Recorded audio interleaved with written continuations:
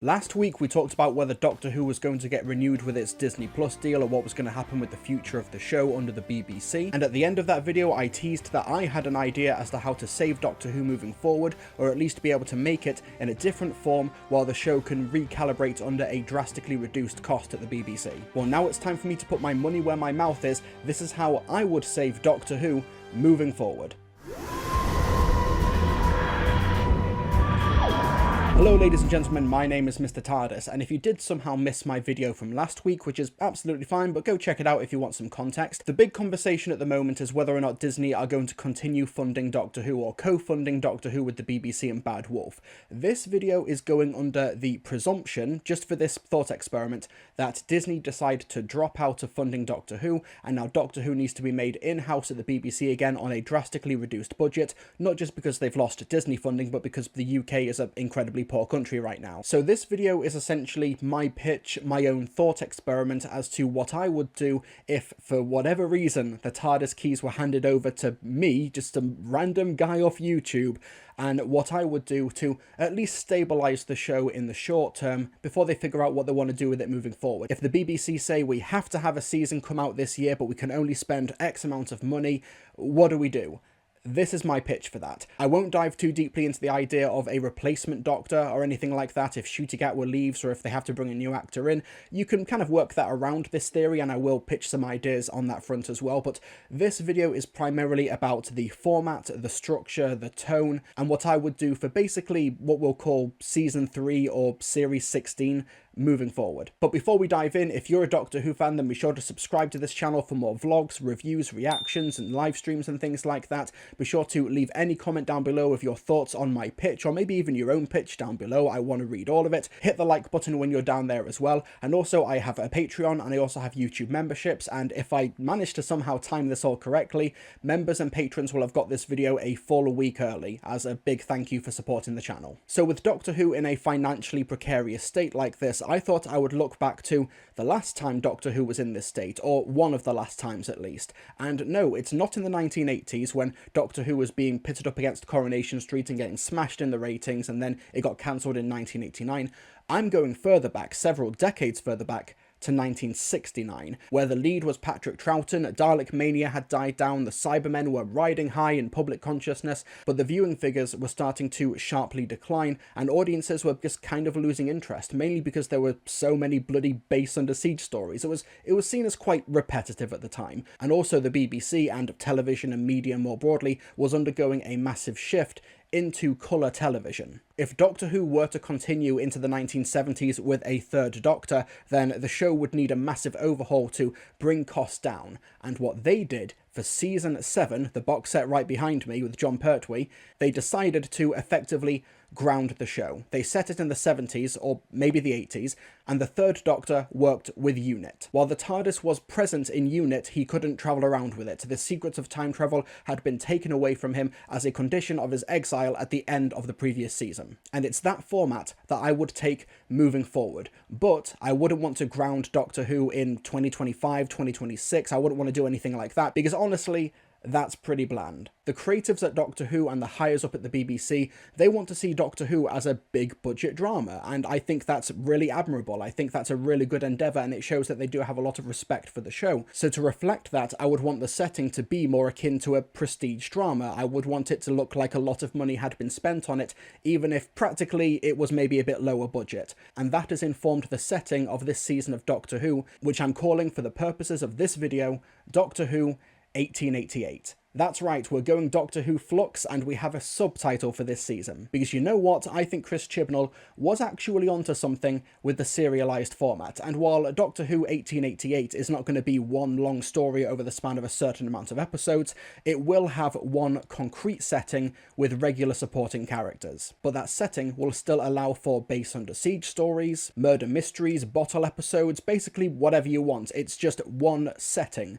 and that setting is what informs the whole series. As the title implies, we are in 1888 London, and I've chosen that year for two reasons. One, 1888, I just like the multiple eights. I just think it looks really cool and sounds really cool.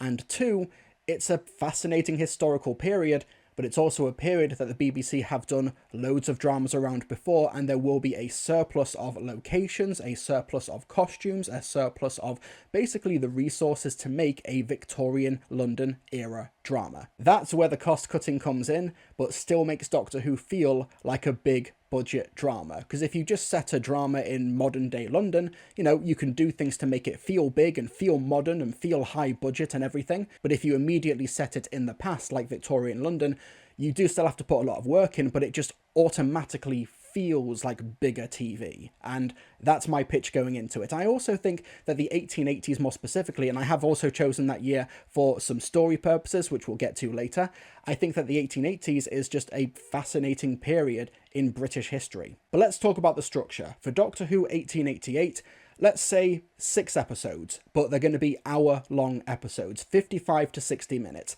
We're seeing this so much with Season 2/Series 14 right now, that even the best episodes are bumping up against that 45-minute runtime, and it's doing those stories a disservice. I don't understand why they're sticking with the 45-minute format if they want to have a streaming-first show internationally and also have it on the BBC iPlayer first and foremost. I don't get it. So 55 to 60-minute episodes. Also, you broadcast this in the autumn or the winter. You don't want to be watching a Victorian gaslight story and it's still 25 degrees and it's super bright outside. How the series opens with the first episode would basically depend on how the previous series ended. Does Ncuti Gatwa regenerate and then the new actor comes in and then flies away in the TARDIS? Is it an ambiguous regeneration? Does Ncuti even leave and it's just business as usual? Depending on what happens there, that would dictate who is the point of view character for the first episode. If it is Ncuti Gatwa, then we basically open the episode in medias res, very similar to The Doctor, the Widow and the Wardrobe or the Halloween Apocalypse, just a big bombastic opener in space, probably the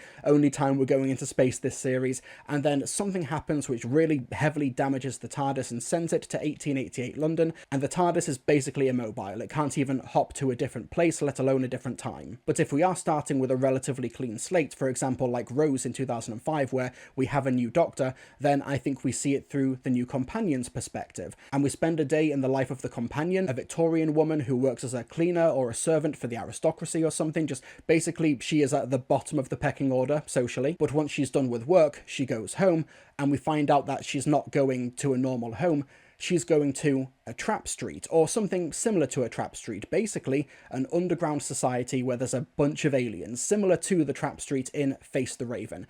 And with the setting being 1888, we know that there is a trap street in London that works with the show's continuity, because Mee in Face the Raven says that she has been the mayor of the trap street since Waterloo Station was built in the 1850s. Side note, you don't need Mee in this series. If Maisie Williams wants to come back as a regular supporting character, then brilliant, but if not, it's fine. And it's here that we learn that our companion is also an alien, but an alien who is fleeing from persecution, who's fleeing from something, we don't really know why, but basically she is hiding underground in London and trying to just get through normal life. But a hostile and, more importantly, organised group of humans break into the trap street to try and get her. They're specifically after her. And if it's a brand new Doctor, this is where we'd meet them.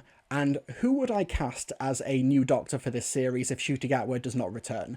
Honestly, there are way more qualified people than me, but honestly, I'm thinking that we either need a complete unknown with a great physical presence, a real physicality to the role, and, a real quirkiness, very similar to Matt Smith, who is, very doctorly, almost like stereotypically looking back, but was just perfect for that role.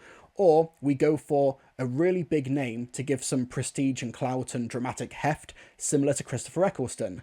So, in the latter approach, I'd go for Stephen Graham. And that sounds so strange, but can you imagine Stephen Graham in like a tweed jacket or basically in Victorian garb similar to like Peaky Blinders or something? I think that would be a very different approach to the Doctor, but he is an incredible actor and he also is very passionate about all of the projects that he works on. If you get someone like him, then you could get a really creatively filled series, I think. So when we move forward, just in your mind's eye, Imagine that Stephen Graham is the Doctor. So the Doctor rescues this alien fugitive, manages to hide her, and says, okay, I know a place, Baker Street, or an equivalent to Baker Street. It doesn't have to be Baker Street. And that's where the companion, and by proxy the audience, would learn how the Doctor got here, that they're trapped. You could even do some cool visuals where the TARDIS lamp has gone out, so it's being used as like a gas lamp or something. The Doctor has his own house that's adjacent to the Trap Street, and the TARDIS is inside like his main office space. Think the pilot from series 10, whilst he's trying to use the rudimentary technology and basically all of the alien stuff that you can find on the Trap Street to repair the TARDIS and get back to his adventures. So you could essentially have this companion be an alien equivalent of Joe Grant from the 1970s. And the big overarching story, the big mystery of the 6 episodes of Doctor Who 1888 is who is trying to hunt down this companion and what do they want with her. For this pitch, I haven't figured out what they want with her, but who they are, we'll get to that later. So let's talk theming for Doctor Who 1888. When you see a title like How Do You Save Doctor Who, I'm sure you're going to get some very zero IQ takes in the comments saying, oh, if you don't make it woke, then it will be good again. But that's just completely antithetical to everything that Doctor Who has ever done in its entire history, from 1963 up until the present day. There are, of course, varying degrees to Doctor Who having political overtones or undertones, but, you know, what is this series about? What is its mission statement? You know, do you just want TV and media to be about fucking nothing? Because when you say, I don't want Doctor Who to be woke anymore, that basically reads to me as, I just want my tasteless slop. I don't want media that has anything on its mind. I don't want media that says anything about, you know, the story that it's trying to say, its characters, or the world that it's come from. You know, it's a very boring way to live. And once again, this is why I've chosen the 1880s as this setting, because it's such an interesting time in British history, and it is also a time that could parallel with the Doctor as a character. If we're still dealing with the idea that the Doctor is the last of the Time Lords, they're escaping a genocide and things like that, then that really works with the setting of London in the 1880s, which was one of the most ethnically diverse cities in the whole of Europe as the heart of the British Empire. While the vast majority of Londoners in the 1880s were predominantly white British, colonial ties at the time brought in workers and sailors and students from all across the world, from India, Pakistan to China. But much more relevant to the Doctor as a character, you also have this influx of Irish immigrants who came in after the potato famine in the 40s and the 50s, and the increasing Eastern European Jewish population who are surviving pogroms and persecution. Basically, our companion, who I'll just call Joe for the sake of the rest of this video, Joe is not the only foreigner who is trying to survive persecution by coming to London. And basically the mission statement of Doctor Who 1888 is to draw a direct comparison to, let's say, 2028, to the Victorian era. The idea that as more things change, the more things stay the same, including, but certainly not limited to, wealth inequality and a police overpresence. Now, true crime aficionados will have already realised that, by a coincidence I promise, that 1888 was also one of the most active years of Jack the Ripper. Now, we're not doing anything about Jack the Ripper directly. I think that might be a bit too dark for Doctor Who, but I think the environment around Jack the Ripper and the police response to it, and, you know, the public perception, that is rife for exploration. The 1880s saw a period of structural reform for the Metropolitan Police. They were expanding their ranks, they were expanding their numbers, they were expanding their territories into Scotland Yard. That's where the name comes from, Scotland Yard, in the 1880s. And the police were seen by many of the working class and the immigrant communities as an arm of the elites. In 1886, you get Charles Warren brought in as the police commissioner, a guy so disliked by the public and so contentious that he even butted heads with members of the Home Office. In 1887, you've got Bloody Sunday. In 1888, you've got the Jack the Ripper murders. It's not a good time to be a police officer, at least in terms of your public perception. That and their poor handling of the Jack the Ripper case leads to Charles resigning in December 1888. Who knows, that could even be a little coda for the end of the series. In fact, so bad was the Met Police's reputation in the 1880s that one of the biggest prevailing theories from the time that still persists to this day about Jack the Ripper was that Jack was a police officer. And if the introduction of the Doctor and Joe and the Trap Street, if that's all episode 1, episode 2 is a murder mystery around that idea. I really wanted a gothic horror type story, so I was thinking for this episode, it's a vampire, it's a locked door mystery, and we're going old school with the vampires, stakes, garlic, they have to be invited in, and that's the conceit of the story. They're not bringing anybody into the crime scene because they know a vampire did it and they can't invite the vampire in. But it turns out, the twist, the vampire, who is revealed to be one of the investigating police officers, is already in there. He was already invited in. And if you want to sweeten the deal for the murder mystery for the BBC, you could even say that this is a Sherlock Holmes episode, because it's 1888, 1 year after the publication of the first Sir Arthur Conan Doyle Sherlock Holmes story. And if they really, really wanted to get some headlines, they cast Benedict Cumberbatch and Martin Freeman as Sherlock Holmes and Watson for a strange non-canonical cameo. It won't even be the first time Doctor Who has done something like that. Robin Hood is canonical in the Doctor Who universe. Father Christmas is canonical in the Doctor Who universe. William Shakespeare is canonical in the Doctor Who universe. He didn't even exist. Episode 3 is where we would have a bit more fan service, because with the exception of this villain that I'm going to bring up, and also an element later that I promise we're going to get to it later, this is like the only big returning villain of the series, and I want the Cybermen in there. I want a Victorian-era Cyberman body horror episode around children's warehouses. By 1888, working conditions for children in these workhouses were slightly getting better. The Factory and the Workshop Act of 1878 did limit the amount of children who could just go into these warehouses and have their limbs ripped off by the machinery. Children under the age of 10 were now no longer able to work in the warehouses, and children between the ages of 10 and 14, they could work, but under strict conditions. They couldn't work more than 48 hours a week. Oh well, that's all right then. I really like the idea of a Cyberman, or maybe even the Cyber Planner, or the outlines of the Cyber Planner, somehow falling through time and landing in this time period and trying to build up their forces. And what they do in the warehouses is that children get their arms and legs ripped off by the machinery, and then they get cybernetic replacements so that they can keep on working, and then that becomes the crux of the story, and that's how the Cybermen are able to gain a foothold in London. I am also taking notes here from the Big Finish story, The Quintessence, which came out last year, which is a Third Doctor and Jo Jones story about the Mondasian Cybermen, and a minor spoilers, a new revised origin story for the Cyber Planner with a really horrific twist. The Quintessence has its own unique story and its own unique setting, but I would take notes from that story with the implementation and the origin of the Cyber Planner. And I don't know if it's historically accurate for the time period, but steampunk Cybermen, why not? Let's throw that element in there. But speaking of Big Finish inspiration, if I was in charge, God forbid, I would implement the brilliant Big Finish talent and do something similar to what Rusty Davis did in 2005, and bring in Big Finish writers or expanded media writers more broadly, and either tell new stories or expand on ones they've previously done. That's how we got Dalek, where Rob Shearman wrote Jubilee, a Sixth Doctor, Big Finish audio drama, and then that becomes Dalek. Writers Lauren Mooney and Stuart Pringle, who wrote The Quintessence, they've done brilliant work with Victorian-era settings, particularly with the Paternoster Gang stories. You could throw them into the series at some point. It might get a bit cluttered, but I'm not, I'm not against it. But yeah, if it was up to me, I'd get Lauren Mooney and Stuart Pringle to write that Cyberman Victorian warehouse story, and then for the next 2 episodes, because, I'm not writing all of them, I need a break. The next 2 episodes are adaptations of Big Finish stories. Episode 4 of Doctor Who 1888 is an adaptation of The Beautiful Game by Catherine Armitage, which is a 9th Doctor story where he goes to Manchester in 1888. On April 17th at the Royal Hotel in Manchester, the Football League was formally named and created. Maybe the Doctor is going a bit stir crazy and misses sport and also just wants to be able to travel, so the Doctor and Jo hop on the train and then make their way up north to Manchester to be there for the formation of the Football League, and then you can adapt the story from there, from The Beautiful Game from Catherine Armitage, which is like a pseudo-suffragette women's equality story, and also a really fun exploration on the idea of toxic fandoms as an alien presence, without getting into spoilers for The Beautiful Game, which is a really good audio drama that you should listen to from Big Finish.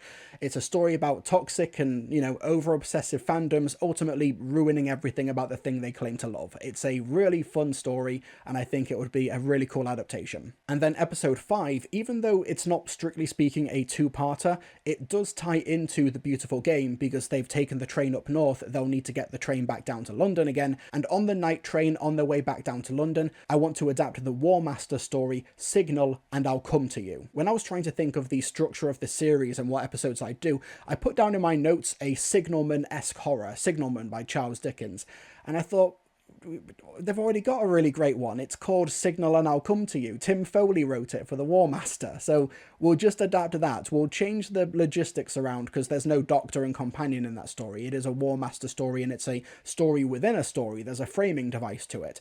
But the actual main story itself is really freaky, really spooky, and I really want to lean into that. And you can start setting things up in that story for the finale, for episode 6, when we finally figure out who is this organisation that's trying to track down Jo. Like I said, I've not figured out what they want with her. This is just a pitch, it's not a full-on brief. But that's another reason for the 1888 setting. Doctor Who is no stranger to Victorian London. The Talons of Weng-Chiang, Crimson Horror, Deep Breath, those are set in the 1890s. So like I said, if you wanted elements like the Paternoster Gang in there, then you could do that. I just think that for 6 episodes and the story we're trying to tell, it might get a bit muddled. But who knows, spin-off potential. You've got all these sets, you've got the location, think about it. But the defining Doctor Who Victorian story is the story with Queen Victoria, Tooth and Claw, which is set in 1879, and that story ends with Queen Victoria establishing Torchwood. It's been almost 10 years since that story. In universe, Queen Victoria